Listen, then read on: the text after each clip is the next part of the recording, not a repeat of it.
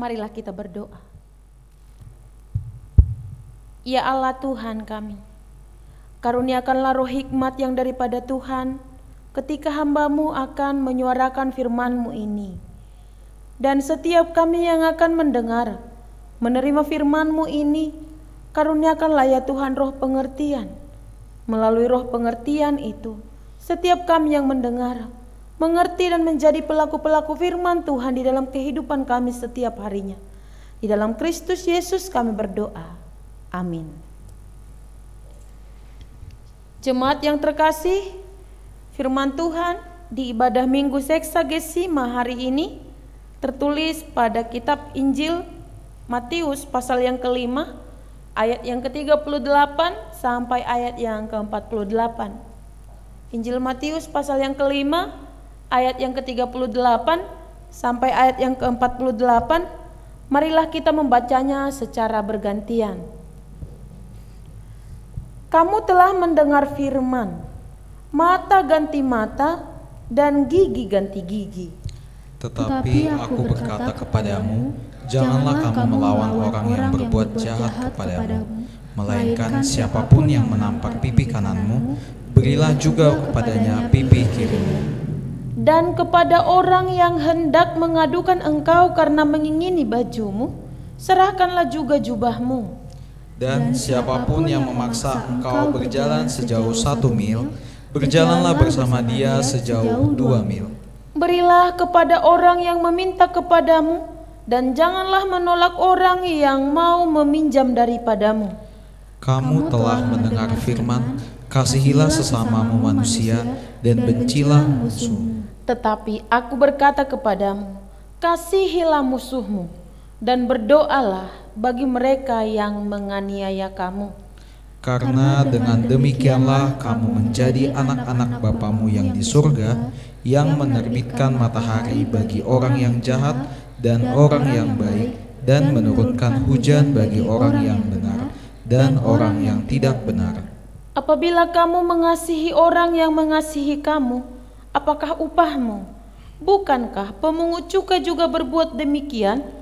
Dan apabila kamu hanya memberi salam kepada saudara-saudaramu saja, apakah lebihnya daripada perbuatan orang lain? Bukankah orang yang tidak mengenal Allah pun berbuat demikian? Karena itu haruslah kamu sempurna, sama seperti Bapamu yang di surga adalah sempurna. Demikianlah isi firman Tuhan. Shalom buat kita semua. Kita panjatkan rasa syukur kita, Amang Inang, remaja Naposo Bulung yang terkasih di dalam Kristus Yesus, atas kasih-Nya kepada setiap kita, pribadi lepas pribadi, menyertai hari-hari kita di berbagai aktivitas kita, hingga di hari ini Tuhan masih memberikan kepada kita kesehatan untuk datang bersekutu dengan Dia melalui lagu pujian, doa, dan juga firman yang akan kita terima. Jemaat yang terkasih, minggu hari ini dinamakan Minggu Seksagesima, yang artinya 60 hari sebelum Paskah atau kebangkitan. Jadi 60 hari ke depan kita akan tiba di masa-masa Paskah. Menjelang masa-masa Paskah ini, firman Tuhan menyuarakan kepada kita tentang pertobatan, tentang hidup baru. Karena kita akan memasuki yaitu masa-masa di mana peringatan Tuhan Yesus menderita untuk menyelamatkan dosa-dosa kita. Jadi disuarakan kepada kita, bertobatlah.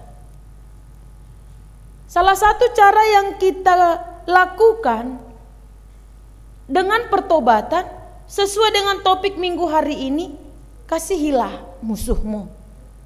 Kasihilah musuhmu.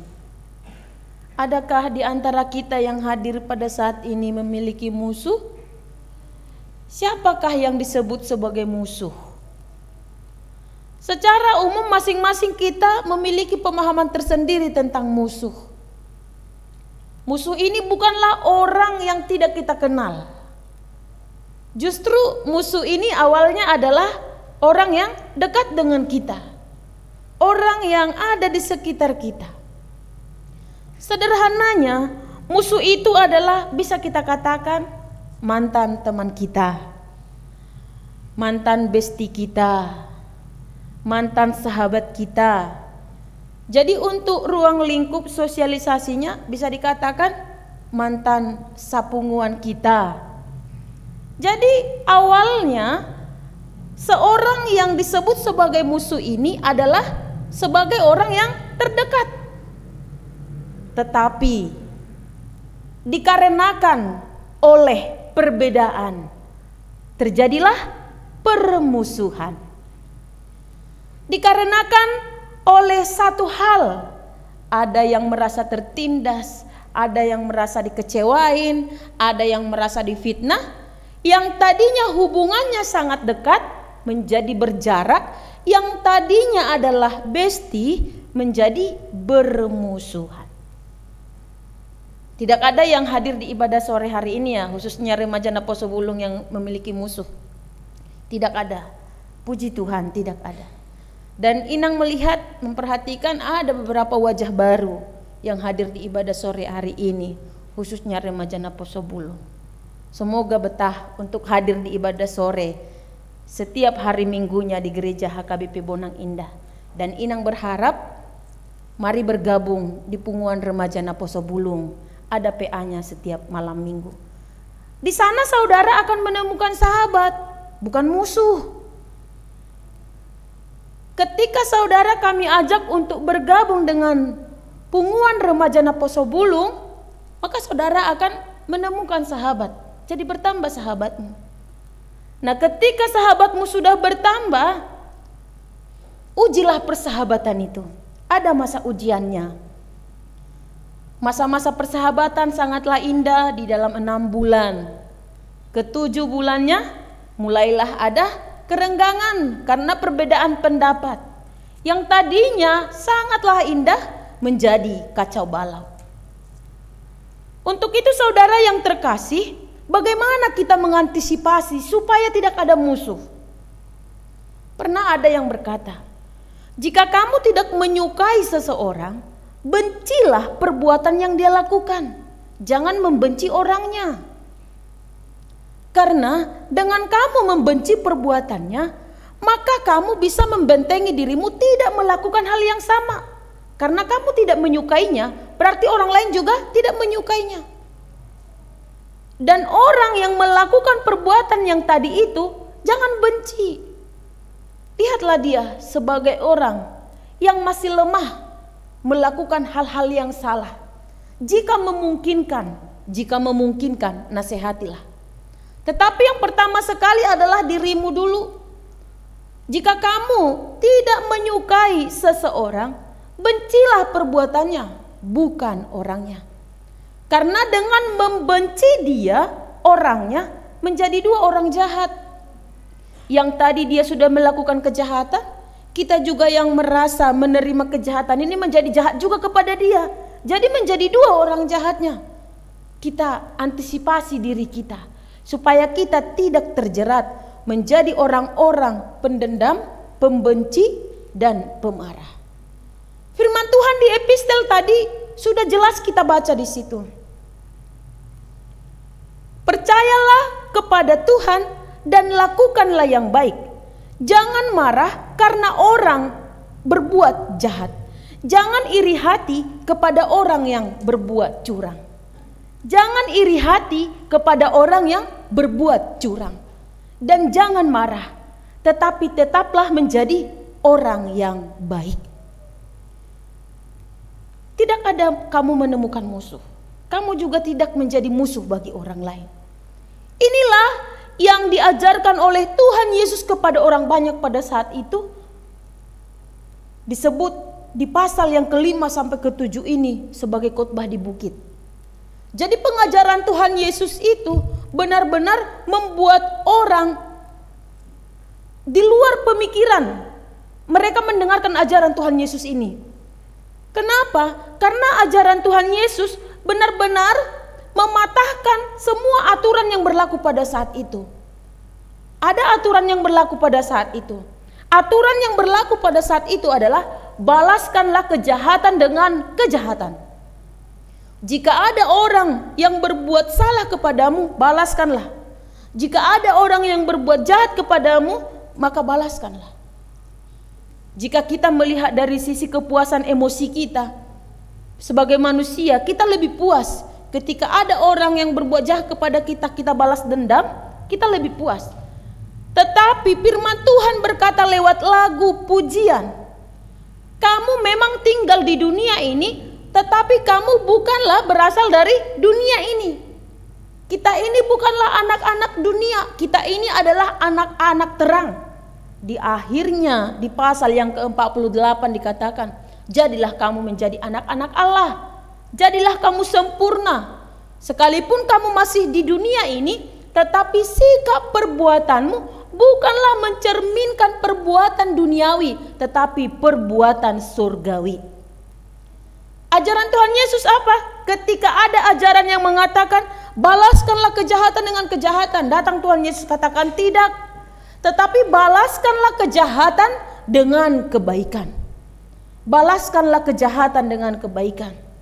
Jika saudara pernah menerima sebuah kejahatan dari orang, kamu tentu tidak menyukai dia. Tetapi ingatlah firman Tuhan ini, balaskanlah kejahatan dengan kebaikan.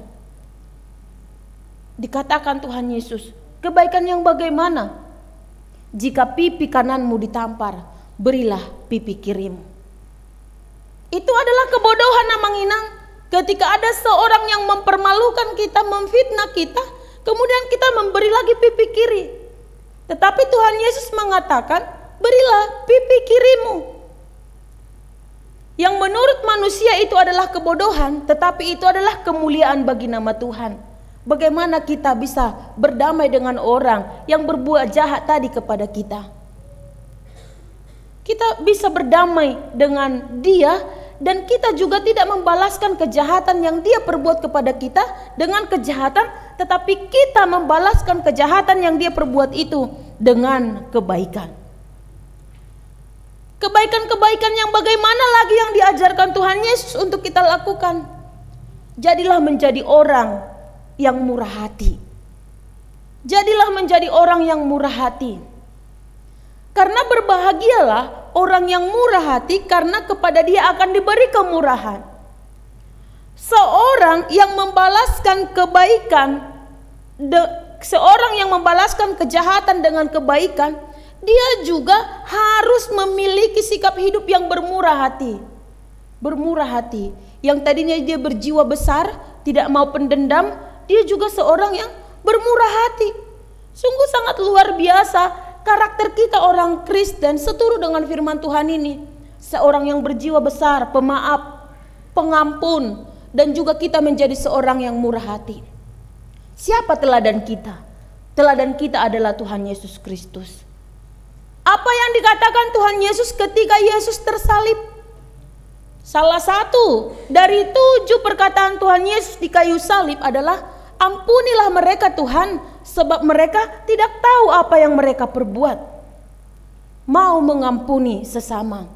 Tidak ada manusia yang sempurna. Tetapi dengan mau saling mengampuni, maka terwujudlah apa yang kita ucapkan di dalam doa Bapa kami. Ampunilah dosa kami seperti kami mengampuni orang-orang yang bersalah kepada kami. Jadi doa Bapa kami itu tidak hanya sebatas ucapan, tetapi itu benar-benar dihidupi. Bersedia memberi pengampunan terhadap orang-orang yang pernah berbuat salah kepada kita. Bersedia memberi pengampunan terhadap orang-orang yang pernah memfitnah, membuat kita kecewa. Orang-orang yang mau memberi pengampunan adalah orang-orang yang rendah hati. Orang-orang yang rendah hatilah yang sanggup memberi maaf kepada sesamanya. Dan orang-orang yang rendah hati jugalah yang mau berdamai dengan orang yang pernah berbuat salah kepada dia. Dan orang-orang yang rendah hati jugalah yang bersedia untuk minta maaf. Orang yang sombong, dia tidak akan pernah mau untuk minta maaf.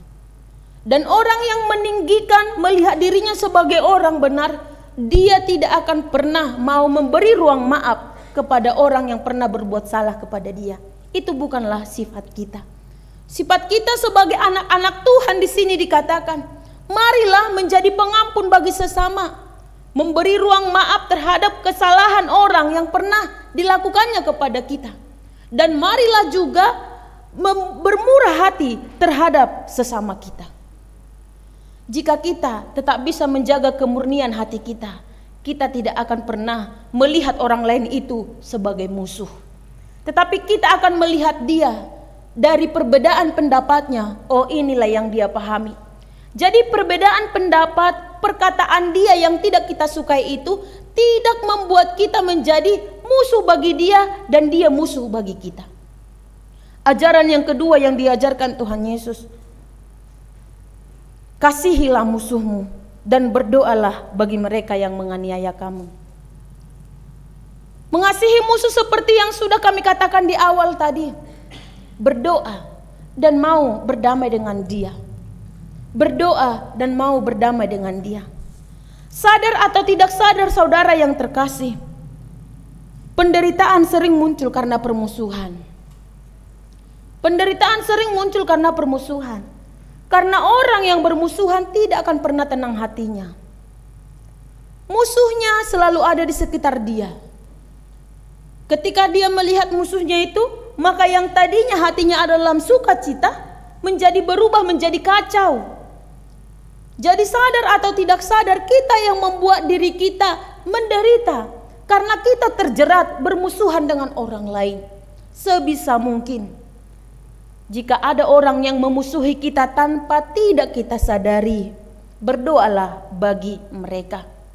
Kiranya tuntunan Roh Kuduslah yang membukakan hati mereka untuk bisa berdamai dengan dirinya sendiri, mengalahkan egonya, dan bisa berdamai dengan kita yang dia tidak sukai. Melalui tuntunan Roh Kudus, apapun bisa terjadi. Jadi kita orang-orang Kristen ini diharap dan diminta melalui nas ini haruslah menjadi sempurna, sama seperti Bapa di sorga sempurna. Di endingnya kita tetap menjadi orang-orang yang setia, kita tetap menjadi orang-orang pembawa kasih dimanapun kita berada, dan di akhir perjalanan kita, kita tetap menebarkan kasih. Tidak ada satu orang pun di antara kita yang terjerat di dalam kebencian, amarah, dendam, dan membuat musuh terhadap orang atau banyak orang. Tidak ada. Tetapi semuanya itu kita jadikan sebagai sahabat. Tuhan Yesus menjadikan kita sebagai sahabatnya yang terbaik. Marilah juga bersahabat dengan orang lain. Bersahabat dengan orang lain membuat semua akan indah. Hari-hari juga akan menjadi sukacita. Tetapi ketika kita kehilangan sahabat yang tadinya adalah sahabat kita, maka marilah mendoakan dia supaya dia juga kembali sebagai dirinya ketika sahabat kita. Amin. Marilah kita berdoa.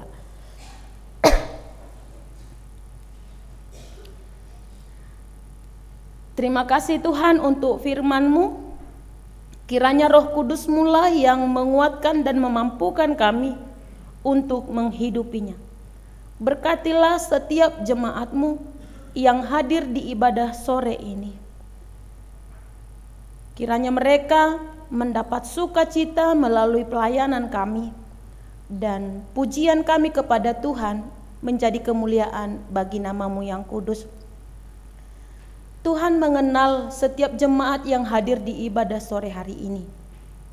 Tuhan tahu apa yang menjadi kerinduan mereka. Tuhan tahu pergumulan mereka pribadi lepas pribadi.